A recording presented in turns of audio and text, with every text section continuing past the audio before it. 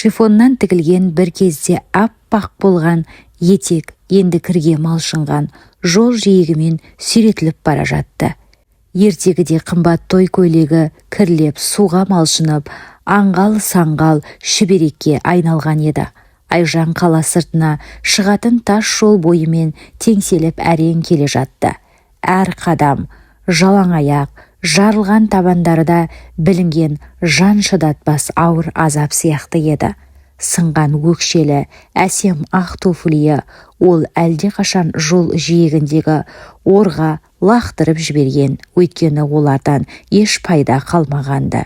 Түстен кейінгі күн кір мен лай аралас суы тартылған бара жатқан шалшықтардан шағылысып тұрды.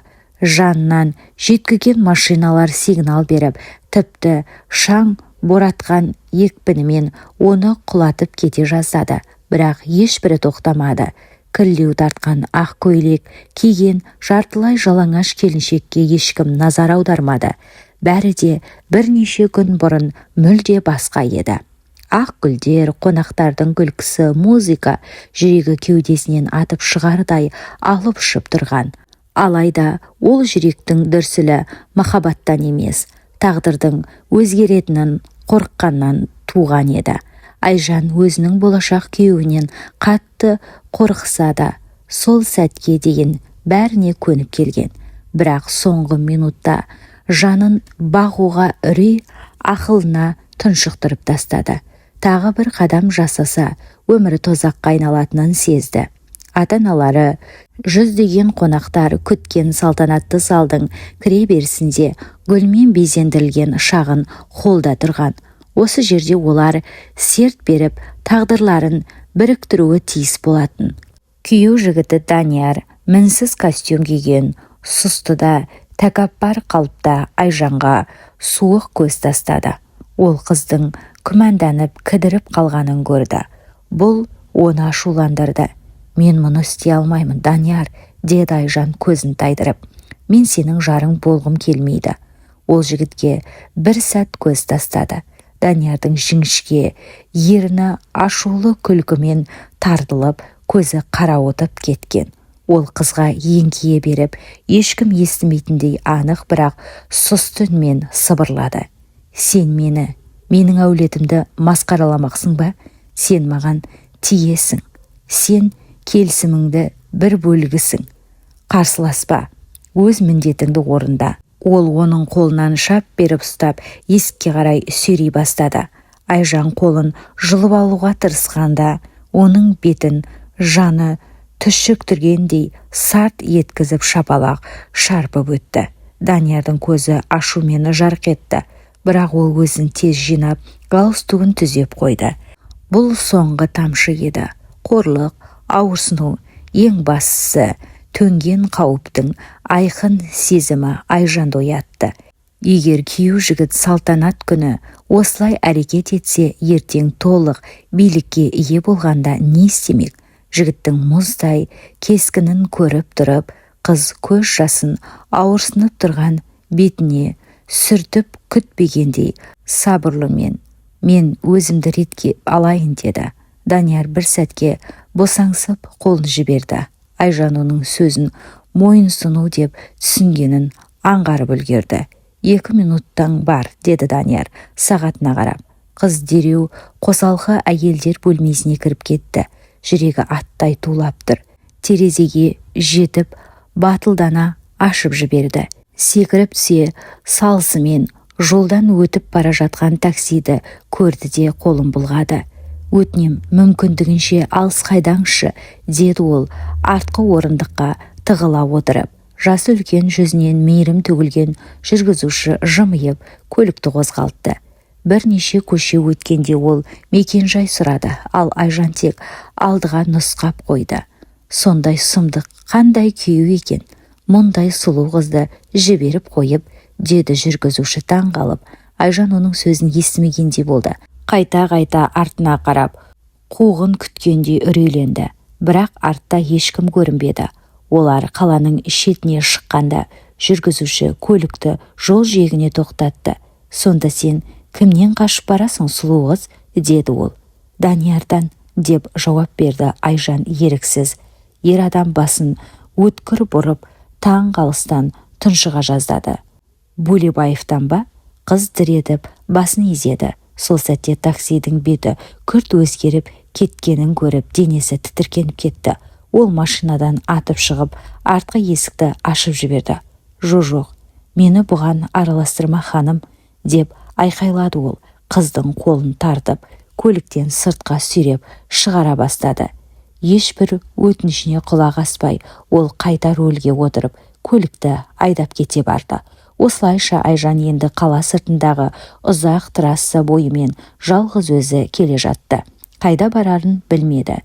Үйге қайту, тікелей Даниярдың қолына қайта түсу деген сөз. Әкесі оны қаланың ең ықпалды әулеттілерінің бірінің мұрагеріне ұзатқанда шынымен де қалжыңдамаған еді. Қыздың таңдауына құқық бермеді. Ол жай ғана келісімнің бір бөлігі. Бөгде адамның ойындағы пешка. Жолдан жүйткіп өткен жүк көлігі қап-қара сасық лай суды үстіне шашып өтіп, көйлекті бір сәтте ауыр сұр шүберекке айналдырды. Айжан теңселіп барып тоқтай қалды. Тамаққа өксік тығылды. Тағы 2-3 қадам жасаған соң әл-дәрмені таусылып, зерлеп отыра кетті де, бетін қолмен басып жылады. Даусы шықпай, іштен тынған ауыр жылау бүкіл денесін дірілдетті.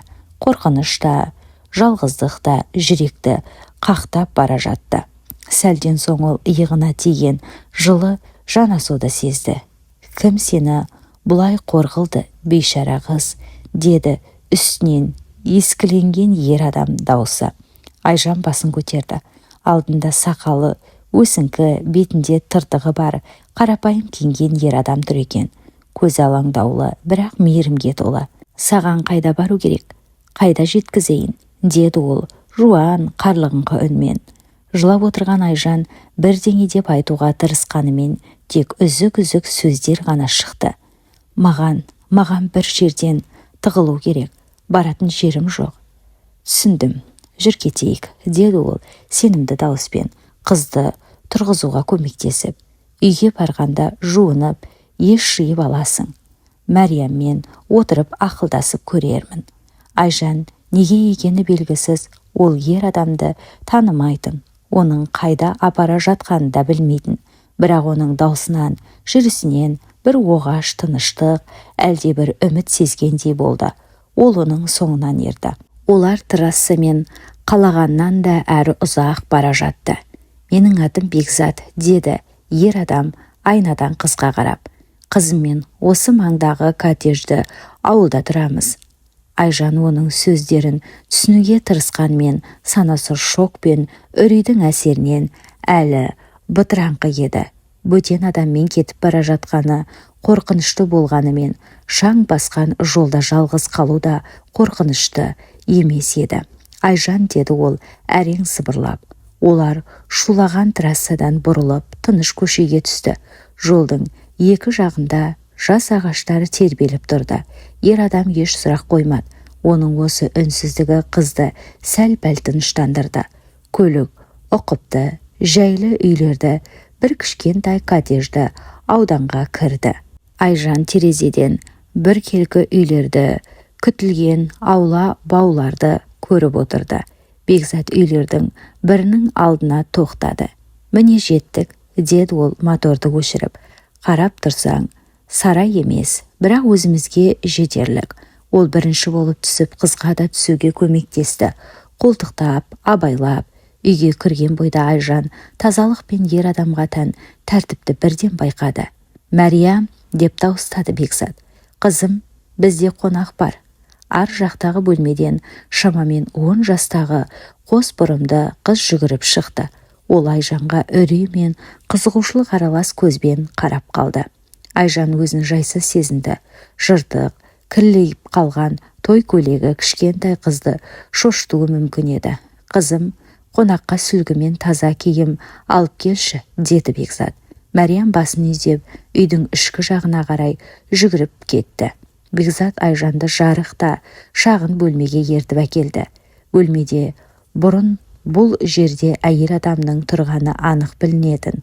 Қабырғалары жұмсақ, 5 түске боялған төсектің жанындағы тумбочкада күліп тұрған отбасының суреті бар рамка қойылған еді. Өзіңді ретке келтір, кейін Мариям саған киім таңдауға көмектеседі, деді ол. Одан соң не болғанын өзің айтып берерсің. Айжан ваннадан шыққанда үстінде Мариям әкелген таза киім болды. Ол жүзіне жабысқан лай мен көз жасын жуып тастаған еді. Қыздың қасына келіп, бұл кімнің бөлмесі? Киімде соныкі ме деп сұрады. Бұл апамдікі. Бұрын анам осы бөлмеде тұратын, деді Мариям жай дауыспен. Содан кейін қонақты ас үйге шақырды. Үшеуі ас үйдегі үстелге жайғасты. Қарапайым бірақ тойымды кешкі ас дайындалған. Бекзат табақтарға тамақты тартып жүріп, тамағым күйіп кетіпті, кешір деп күлімсіреді. Біздің өміріміз біртүрлі шулы. Бұрын әскери қызметте болдым, енді жұмысты ауыстырдым. Ал Мариям ше, деп сұрай бермекші болды Айжан, бірақ қыз оған өз жауабын берді. Анам ауырғанда да, қайтыс болғанда да, әкем мені жалғыз қалдырмау үшін қызметтен шықты, деді қыз мақтанышпен әкесіне қарап. Қазір әкем экспорт болып жұмыс істейді. Бекзат қызын мейірімді көзқараспен тыңдады. Мариям өте ақылды, сабағын жақсы оқиды, үйдің шаруасына да көмектеседі. Бай емес біз әрине, бірақ өмір сүріп жатырмыз, деді. Қыз еркін күлді. Мен әлі күнге дейін картопты дұрыс қуыра алмаймын. Тиктокта өңіліп кетсем болды, бәрін күйдіріп аламын. Бекзат Айжанға мұқият қарап, ал енді сен қайда бет алып барасың, не болды өзіңе деп сұрады. Айжанның денесін діріл билеп кетті. Таксидің бұрынғы күйеу жігітінің тегіне естігенде шошынған түрін көз алдына қайта келтіргендей болды. Алда болатын даңғаза той туралы барлық жергілікті бақ жазған. Айжан шындықты айтуға қорықты. Мұндай жақсы адамдарды өз басына түскен дауға араластыруға қақысы жоқ еді. Маған тек бір күнге паналай тұру керек, деді ол сабырлы, көзін төмен түсіріп. Ертең не істейтінімді ойлап табармын. Бекзат басын изеді. Жарайды, бір күн болса бір күн. Сол кезде Мариям әңгімені бөліп, телефонын созды. Қараңызшы, қандай тәтті, деді. Экранда тоқпақтай семіз мысшық қоршаудан құлап, қарға батып қалған көрсетілген еді. Сыртқа тек артқы аяқтары шығып тұрды. Айжан еріксіз жымиып жіберді. Мариям шаттана күлді. Бекзаттың да көздері күлімсіреп тұрды. Осы сұмдық күннің ішінде алғаш рет Айжанның өзін қауіпсіз сезіндірді. Түнді қыз жылы жайлы бөлмеде өткізді. Бөлмеден әйелдің иісі, парфюм мен кітаптардың жұпары сезілді. Таңертең Бекзат жұмысқа кетті, Мариям мектепке жөнелді. Үй тыныштыққа толып, Айжанға ойлануға мүмкіндік туды. Ол кімге бара алатынын, кім көмек бере алатынын ой сүзгісінен өткізіп көрді. Бірақ бір нәрсені анық түсінді. Мейірімсіз, кекшіл Данияр оны бәрібір табады. Ол күйеудің абыройын төккен қашқын келіншекке айналды. Даниярдың отбасы бұл қалада тым беделді. Қайтып бару, өзіне үкім шығару дегенмен бірдей еді. Ауыр ойларды селту үшін ол өзіне пана берген адамдарға түскі ас дайындап беруді ұйғарды. Түске дейін мектептен Мариям келді. Төрттік бағасын көрсетіп мәз болды. Көп ұзамай жұмыстан Бекзат та оралды. Олар дастарханға жайғасқан кезде Айжан бәрін пісірген картоп пен ірімшік қосылған түскі асқа шақырды. Бекзат қарапайым өнімдерден осындай ерекше тағам дайындағанына таңырқай қарап отырды. Мариям ернін жалап, екі бетін толтыра жей бастады. Терезе жанындағы қараңғылық Айжанның назарын аударды. Ол басын бұрып қарағанда үйге үнсіз сырғытып келгеп тоқтаған күміс түсті көлікті көрді. Жүрегі шым ете қалды. Ол бұл сымбатты жылтыр көлікті бірден таныды. Көзіне сенбеді, бірақ бұл әкесі еді. Қысқа қоңырау үн есік қоңырауын бөлді. Бекзат таңырқап барып есікті ашты. Табалдырықта қымбат костюм киген, сақалды салмақты ер адам тұрды. Айжан әкесіне тіл қатпастан үреймен қарады. Ер адам үй иесінен кешірім сұрап, бірден қызына қарады. Айжан, сен үйге қайтуың керек. Біз сені таба алмай әбден састық. Әкесінің даусы мазасыздық пен ренішке толы еді. Данияр ашуға булығып отыр. Сен қалайша оған бұлай істедің? Қалайша бізге де осылай жасай алдың? Үйге тез қайт. Айжан қалтырап кетті. Мен бара алмаймын әке. Ол мені ешқашан кешірмейді. Қолына түссем өлтіреді. Қайтпаймын деймін әке. Маған одан да қашуға көмектес. Қыздың жалынған жанары әкесінің жан дүниесін тербетіп жібергендей болды. Оның жанарында қыз үшін уайым мен өз қорқынышы арпалысып жатқан еді. Егер үйлену тойы өтпесе, көп адам зардап шегеді. Тек сен немесе мен емес, бәріміз, деді әкесі шарасыздықпен. Бөлебаевтармен жасалған серіктестік келісім. Мен одан бас тарта алмаймын. Құны аса жоғары. Айжан Бекзат пен Мәриямға көз тастады. Екеуі қозғала алмай қатып қалған. Жоқ әке, мен сендермен бармаймын, деді қыз қатты дауыспен. Түсінуге тырыс. Мен өмірім нағыз тозаққа айналады. Егер тірі қалсам ғана. Әке, оған мен туралы ештеңе айтпа. Менің қайда екенімді айтпа. Әкесі қызына көзінен таймай қарап тұрды да, кенет қобалжып, қалтасын қармап, қымбат әмиянан ақша тәрізді бір муманы шығарып, қызына берді. Сен бәрін тым асыра бағалап жатырсың, қызым. Данияр жас, қызуқандылығы бар, бірақ ол айуан емес, дегенмен қайта ойлан. Даусында өкініш пен шарасыздық ұялады. Егер менің адамдарым жол бойындағы камералар арқылы сені тауып алса, Бөлебаевтар да табады. Мен сенің күйеу жігітіңе жағдайды түсіндіріп көрдім, бірақ сені зорлап апара алмаймын. Әкесі көлігіне мініп кеткенде Айжан бәрін анық білді. Енді оған отбасы да тірек бола алмайды. Ол жалғыз, әлемге жалғыз қарсы тұрады. Үшеуі қайта ас үйге оралды. Мәриям микротолқынды пешке асты қойып жылытып әкелді. Бекзат қабағын түйіп, Айжан, айтшы, әлгі Данияр кім өзі, деді. Жасырын ұстап келген сыры. Бұдан әрі жүрегіне сыймай Айжан бәрін айтып беруге бел буды. Кеше мен тұрмысқа шығуым керек еді, деп бастады ол. Данияр Бөлебаевтар әулетінің мұрагері, қаладағы ең ықпалды, ең бай отбасының бірі. Менің әкем олардың бизнесмен байланысып, бір кезде қарызға батып қалыпты.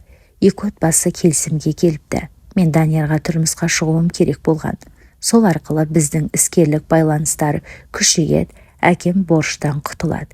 Бірақ бәрім біледі. Мұндай неке Бөлебаевтарға қаладағы билікті түгел қолына ұстататындығы анық. Бекзат үнсіз қалды. Ал Мәриям қайтадан телефоннан үліп тик-ток көруге кірісті. Айжан еріксіз бетін ұстады. Кеше алған соққының ыстығы әлі сезілгендей. Әкемнің істерінен көп хабарым жоқ. Соңына дейін әкемді тыңдадым. Бірақ Данияр өте қатал, әсіресе әйелдерге. Ол айтқанда сөзсіз бағынуды талап етеді. Айжанның даусы дірілдеп шықты. Мен өзімді көндіремін деп ойладым. Бәріне шыдаймын деп сендірдім. Бірақ кеше шыдамадым. Сөйтіп сіздердің үйлеріңізге тап болдым, деді Айжан ауыр күрсініп. Мәриям телефоннан басын көтерді. Әке сені қорғайды, деп нығайтты да Бекзатқа қарады. Дұрыс қой әке, сен оны жаман Даниярдан қорғайсың ғой, деді аңғал сұрақпен. Үй иесі селк етіп, әлденеден айыққандай иығын қозғады. Әрине қызым, Айжан бізбен қалады. Мен оған қалай көмектесуге болатынын ойластырам, деді Бекзат сабырлы бірақ берік үнмен. Кешкі астан кейін Айжан Мәриямды жуындыруға көмектесті. Содан соң екеуі жұмсақ халатпен төсекте жатып, жас сиқыршы жайлы кітап оқыды. Ол зұлым әрі жеңімпаз қара макпен шайқасып жатқан еді. Оның артында тұтас қараңғы әскер тұрды. Мен де сол сиқыршы сияқты бәріне қарсы жалғызбын, деді Айжан мұңайып. Жартылай қараңғылықта Мәриям оған тығыла түсті. Кішкентай көздері түнгі шамның жарығында жылтырай түсті. Гарридің достары болады. Ол жалғыз емес еді. Сен де жалғыз емессің, Айжан, деді нәзік үнмен. Айжан есік саңылауынан үнсіз бақылап тұрған Бекзатты байқап қалды. Ер адам оларды үнсіз қарап тұрып, сосын қараңғылыққа сіңіп кетті. Олар тарауды аяқтамай бірге ұйықтап қалды. Сенбі жетті. Бекзат бүгін жұмысқа бармады. Тағы да бірге таңғы ас істеп жатқанда үйдің алдында бірнеше қара түсті көліктер пайда болды. Олардың доңғалақтарының гүркірі көшенің өзін тарылтып жібергендей еді. Айжанның тізесі дірілдеп, ол терезеден шегініп кетті. Бұл оның соңына түскендер. Суық, жан түршігерлік қорқыныш жүректі қысып әкетті. Бекзат қыздың түрін көріп ештеңе сұрамастан батыл қадаммен баспалдаққа беттеді. Айжан перденің арт жағына қарай тұрды. Қара көліктен сыртқа тасырлай шығып жатқан жігіттердің арасынан біреу ерекше көзге түсті. Ең тәкаппар, ең суық Данияр. Қандай шаруа, деген Бекзаттың сабырлы бірақ мұздай үнін естіді. Данияр алға шықты. Көзімен қимылы абсолютті менмендік. Мен Данияр, сен менің әйелімді жасырып отырсың, деді ол өктемінмен. Қайда ол? Маған бер. Ағалы інілікпен сұрап тұрмын. Сен маған аға да іні де емессің, деді Бекзат қатты. Айжан зат емес, оның біреуге сатып, біреуге беру үшін жасалған адам емес. Қандай ұсыныс, деп мұртын тартты Данияр. Ақшама қанша керек? Сенің ақшаң маған керек емес, деді Бекзат. Мен адамдарды сатпайым. Осы сәтте Айжан қорықса да жүрек түбіндегі бір батылдықпен Бекзаттың артынан шығып, үйден шықты. Бекзат оның бар екенін сезіп, иығын тіктей түсті.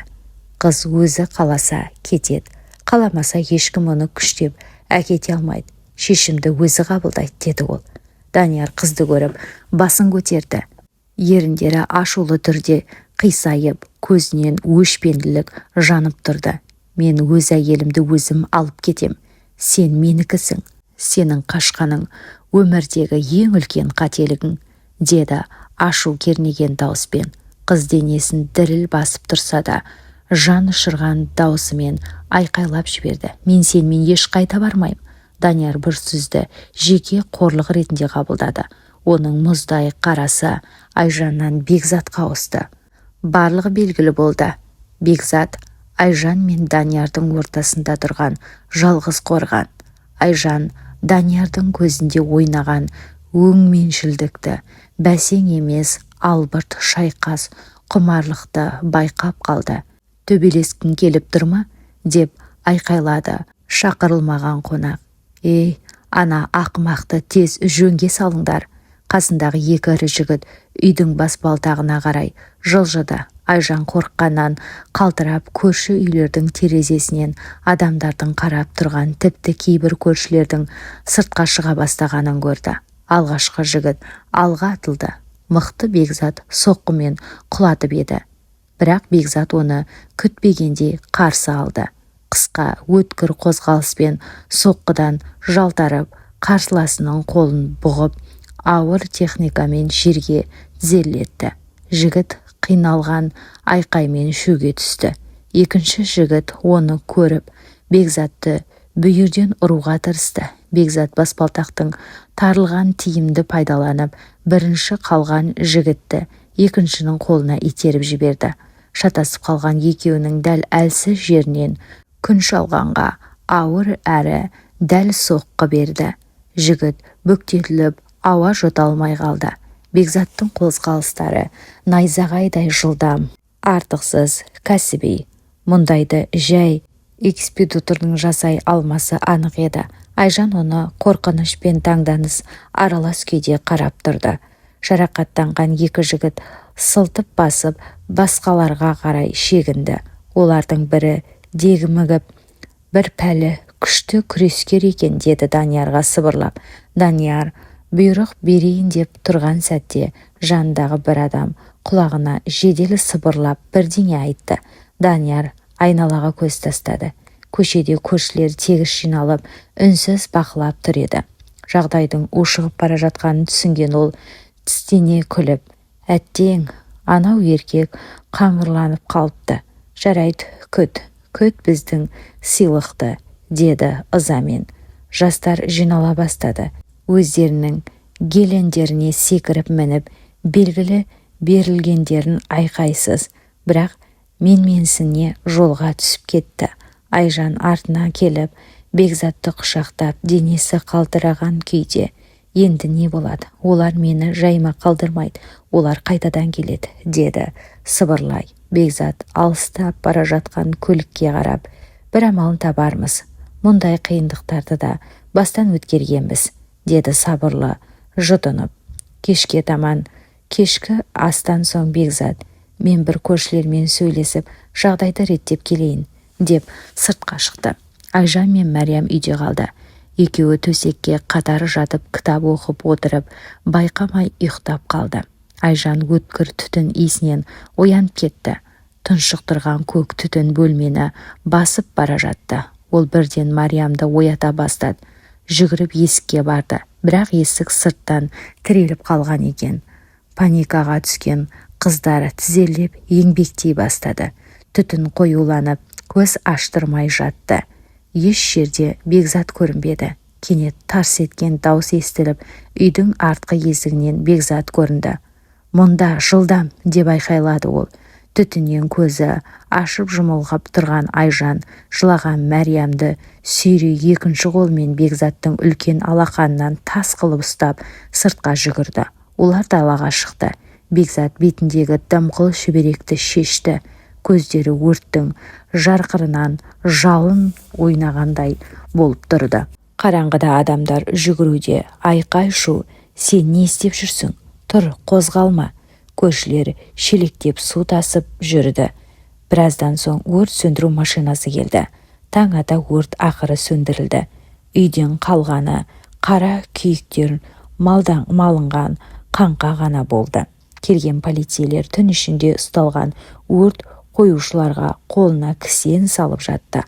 Олардың түнде ауыл тұрғындары ұстап берген еді. Бекзат толқып тұрған дауыспен Айжанға түсіндірді. Сенің жігітің бұдан асқан ақымақтықты ойлап таба алмайтын еді. Мұнда тұратындардың бірі бұрынғы әскерилер.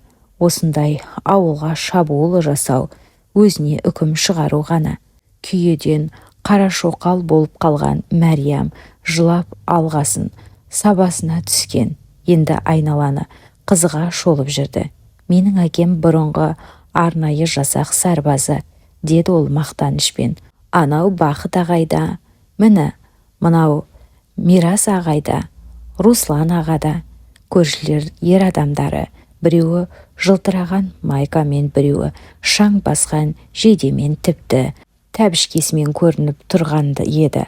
Сыртта тұрып, темекі тұтатып полицияның өрт қоюшыларды көлікке тиеп жатқанына мәз болып бақылап тұрды. Көп замай тергеу тікелей тапсырыс берушіге апарып тірелді. Сотқа Бекзат пен оның көрші достары куәлік беруге дайын болып келгенде, Бөлебаевтардың әулетінің ықпалы да әлсіз болып шықты. Айжанның әкесі де ақыры шеттен шыққан заңсыздыққа төзбейтінін түсіндіріп Даниярға қарсы куәлік берді. Ол бұл қадаммен өз беделін қатерге тіккенімен қызын құтқаруға жол ашты. Өрт қоюға келген әйел мен балаға қарсы жасалған қастандық үшін ауыр жаза алды. Айжан мен әкесі Бекзат пен Мәриямды қаланың ең үздік мейрамханаларының бірінде салтанатты кешкі асқа шақырды. Дастархан басында ірі кәсіпкер көзілдіргін түзеп қойып, бокал көтерді. Бекзат, сен нағыз батырсың. Қызымды аман алып қалғаныңа жүректі екендігіне алғысымды білдіремін. Мен тек адам ретінде істеуім керек нәрсені істедім, деп жауап берді Бекзат. Өкінішке қарай, мен әкесі ретінде әлсіздік танытыппын. Қызымның қандай қауіптің алдында тұрғанын дер кезінде түсінбеппін. Мен саған қарыздармын, Бекзат. Сен ар намысы бар азаматсың. Менмен салыстырғанда 1000 есе мәрт адамсың. Бай бизнесімен оларға қарай бірнеше құжат жылжытты. мен сендерге уақытша керемет тұрғын үй бөлдім, ал жаңа үйіңді салуға кететін қаражат Булеваевтардың төлейтін өтемақысында қарастырылған. Қарсы келме. Үйің менің қателігім салдарынан өртенді. Мен оны түзетуге міндеттімін. Сендер лайықты жағдайда өмір сүрулерің керек. Айжан мен Бекзат Мәриямға қарап жүрегі дір етті. Әке, рұқсат ет, мен бір нәрсе айтайын. Бекзат, мен өмірімде кездестірген ең жақсы ер адам. Бұны енді жүрегімнен сездім. Мен оны жақсы көрем, әке. Бекзат жымиып оған бұрылып қарағанда беті қызарып кетті. Айжан, егер сен менің көңілімді қабылдасаң, бұл дүниеде менен бақытты адам болмайды. Мен бай емеспін, бірақ барымның барлығы сенікі болады, деді ол жүрек жарды даусымен. Мәриям аузына алақанын қойып, көздері қуаныштан жанып кетті. Бизнесмен де қарсы айтар сөз таба алмай ақыры, қызымның өзіне лайықты, оны қорғап, қадірлейтін нағыз ер адам тапқанына қуаныштымын. Бекзат, менің қызыма қорған болғың келе ме? Деді. Мәриям қуаныштан секіріп кетті де Айжанды қатты құшақтады. Шынымен қаласың ба? Ешқайда кетпейсің, менімен әрдайым дос боласың, деді. Әрине қаламын, күн сәулем, деді Айжан да оны құшағына басып.